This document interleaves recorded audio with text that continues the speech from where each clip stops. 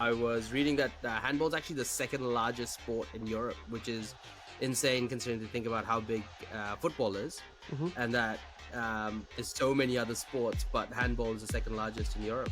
Yeah, that's right. That's correct.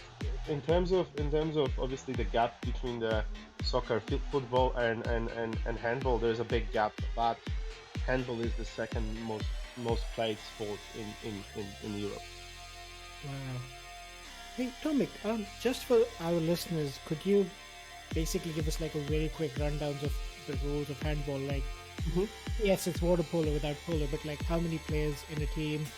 How do you score? Well, kind of like water polo, but just a general rundown so that our listeners have something to take away from here. Yeah, sure. So we play generally 7 against 7, so that's including the goalkeeper, 6 players on the field plus the goalie.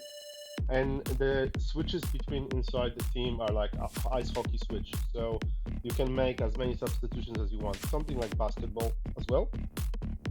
And you have 16 players in the team. So 7 play at the same time. The rest of the players are sitting on the bench and they are your subs. Basically, handball have rules similar to basketball in terms of traveling and steps. The change is that we can make 3 steps in handball. And in basketball, when you make your 2 steps, you cannot bounce anymore. That's count as a traveling. Where in handball, you can make your 3 steps, bounce, and then touch the ball and make another 3 steps. So that's the difference between handball and basketball. You score goals similar to points similar to indoor soccer. So 1 goal, 1 point, obviously using your hands. There is a 6-meter line in front of each goal that the players cannot cross. You can jump before the line and hang in the air above the goal area, but you cannot land. You have to shoot before you land, essentially, on that goalkeeper area. Okay. Yeah.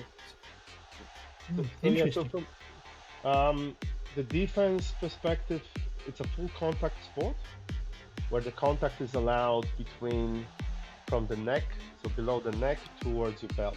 You cannot, that's the contact region of the sport. Everything has to happen in front. You cannot tackle people, and you cannot attack someone from behind or from the side. It's illegal act. Right. Is there any penalty if the ball touches a player's feet? Yeah. So that's we call that foot, and then obviously the player we switch the ball to error, and the other players get the possession of the ball. For brutal fouls and attacks, we have yellow cards, which the whole team can get 3 yellow cards. After that, every player is going to get 2 minutes for brutal foul, which means 2 minutes suspension. The player has to sit off for 2 minutes, and the team is playing 1 player down. I see. So it's kind of like handball's version of the sin bin, then, just for a condensed amount of time. I like the cumulative nature of it. Yeah. That kind of like builds really up in a team. Team sport. 2 times 3 minutes gives you a red card, and then you have to obviously sit up.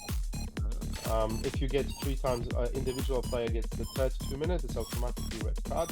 Obviously, you can get red cards straight away if the foul is super brutal.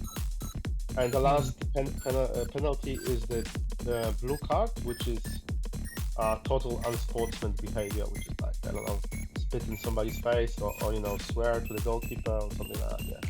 That's usually finish up with the suspension for upcoming games. Depends on the behavior. Okay. Yeah. I wonder what would happen in football if they introduced a blue card. I reckon teams would just finish with 6.